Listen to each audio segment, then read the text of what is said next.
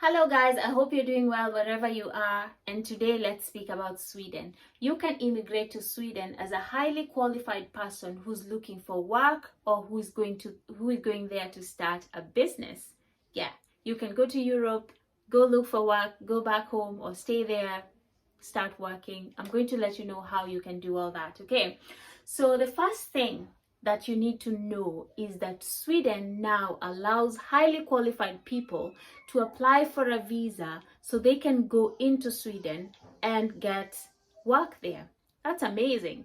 Now, the reason I'm doing this is because, as you know me, I started this to give people information. You know, the people who may not have money to pay an agent, and sometimes people are still coming to me and they're saying, please become an agent so you can help us go abroad. I'm like, that's going to just take so much time. So what I'm going to do is I'm going to give you the information. If you do have the money to pay an agent, instead of going and paying an agent, what I want you to do is I want you to use that money, take yourself to Sweden, go apply for work, and if it works out, you're going to phone me and you'll be like, oh, thank you so much, and I'll be so happy because my information has helped you. So what are the requirements for you to get a job seeker's visa to Sweden? First of all, you need your passport. That's very obvious. You need a passport that's going to be valid for the period of time that you're going to stay in Sweden. Now, this information may not be for you. It might be for maybe your mom or your dad who's very highly qualified and they've been saying, oh, my boss is this, my boss is that. Tell them that they can apply and go to Sweden and you guys can all immigrate and go there, okay? So you need to be highly qualified for you to be able to qualify for this visa. Your passport needs to be valid for the length of time that your visa is going to last. The job seeker's visa lasts for 3 months minimum, and it can go up to 9 months. Now, the trick here is to do with the funds that you'll need when you are in Sweden. Now, you need to prove to them that your bank account has around 150,000 Kenyan shillings. If you're from another country, you can go and do the exchange. You can exchange it and see how much it is for your country, but it's around 13,000 Swedish krona per month. Okay? Is it 13,000? Yeah, that comes to about 150,000 per month. And you know how agents would ask you for 500,000. Some of you are even paying like 1 million to be able to immigrate to another country. Now, if you do have that kind of money, I would urge you to actually go and explore this option. The other thing you need to do is you need to be a qualified person. So you need to have a degree. Unfortunately, it's not for the people who do not have a degree. You cannot go there and start applying for, let's say, low skill level. You have to be highly skilled. And I'm making this because I know some of my followers are actually highly skilled. You just don't know how you're going to get these opportunities. And some people do have this kind of money, but they're looking for an agent and then they're wasting so much of it in that when they could be using it as evidence to be given a visa to go and live in Sweden. Another thing to know about this visa is you will not be able to take your family there for the period of time that you're going to be looking for a job. So you can be given the visa for about 3 months, up to 9 months, like I said. What you need to do is you'll travel by yourself, you'll go look for work, and then once you get the job, you can then apply for a work permit. Now, you can do it from within Sweden, or you can leave, apply for a work permit, and then come back. Now, if you've ever applied for a job from within the scene, you'll know it's much easier than by someone who's applying from outside, because they are there, they can interview you, they can see you face to face, so it does give you more credibility than someone who's away. Now, I'm not saying if you're away, you should stop applying for jobs. You can go and see my other video about applying for work in Sweden, and that's going to help you and keep you motivated. So I hope you've understood me up to that point. Your passport needs to be up to date. So if it's your parent that's applying and their passport maybe is about to expire in about 6 months, they need to go and extend it first before applying for this visa. The next thing is your financial requirement, and then you would need to have a degree. Now, the other requirements, which are minor to everything I've spoken about, is your purpose for applying for this should be that you intend to go there and either start a business or look for work. It shouldn't be like you're a tourist and you're thinking, can I also apply for this? You need to show them that your purpose is to go there and find work. The other thing is you need to have health insurance in Sweden. So you're going to pay for health insurance from where you are, and then you'll be able to give it in when you're applying for your what do you call it, for the visa. When you're applying for it, you need to show them that you have valid health insurance. And this one you can usually go to like CIC and all these companies. I'm saying that because that's what I got the last time I was living there, and it cost me a few thousands to get the health insurance.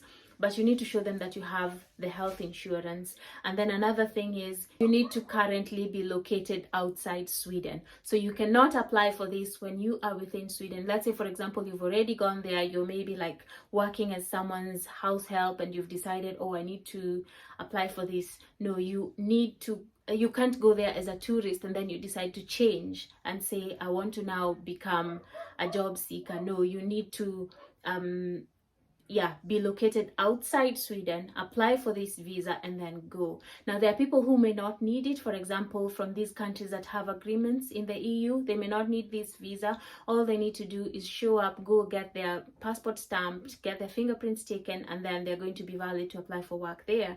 But then if you're from Africa especially, you are going to need this visa before you go to Sweden and apply for work. Now, someone did ask me today if I'm still making information for my brothers from Tanzania and my sisters, and yes, I am. If you're from Tanzania, for example, and your papers are written halmashauri ya wilaya, if it's in Swahili, you'll need to have it translated. Now, from my experience, I think the documents are usually written in English and in Swahili. I don't know if that happens. I just think when I was in primary, it used to be written in both languages, like the exams and all that. So if they're not, you'll need to get a qualified translator who is recognized internationally to translate your documents before you apply for this visa.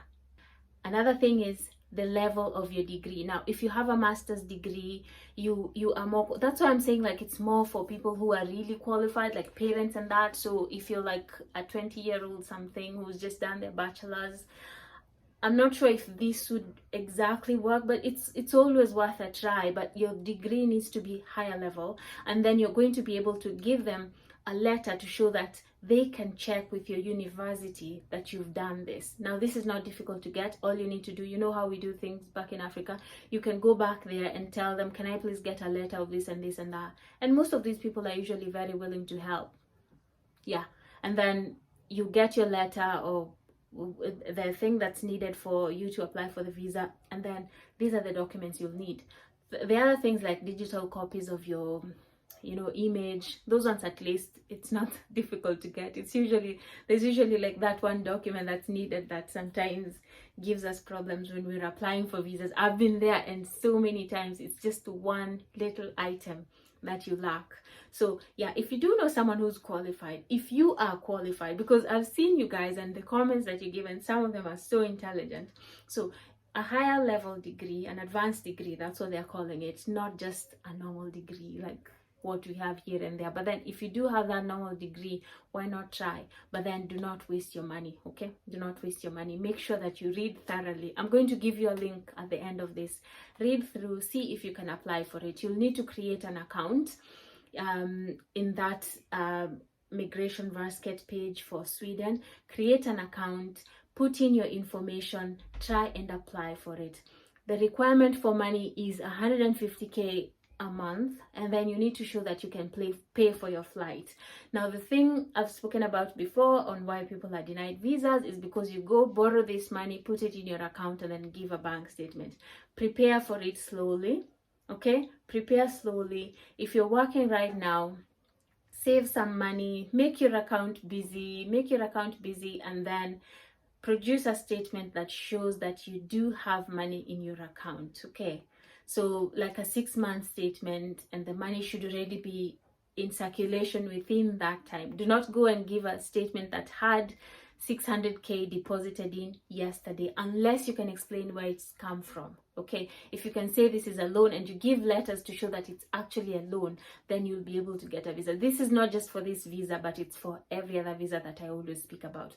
So I hope you've understood me. This is what the job seekers visa is. You can go to Sweden, apply for work. They're not putting limitations on you apart from what they've spoken about with education, with the amount of money, and your passport needs to be valid. Okay, now the Swedish government does have an e-service where you can apply, and if you find that you cannot apply there, then there are forms that you can fill.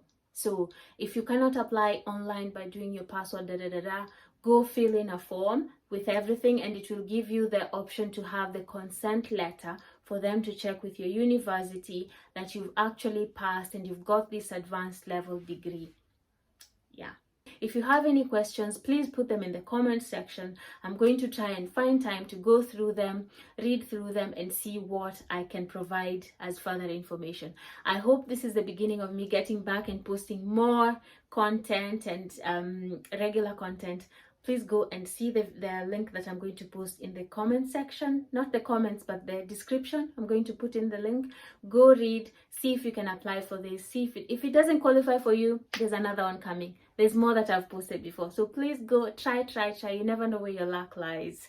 And best of luck, guys, and I'll see you next time.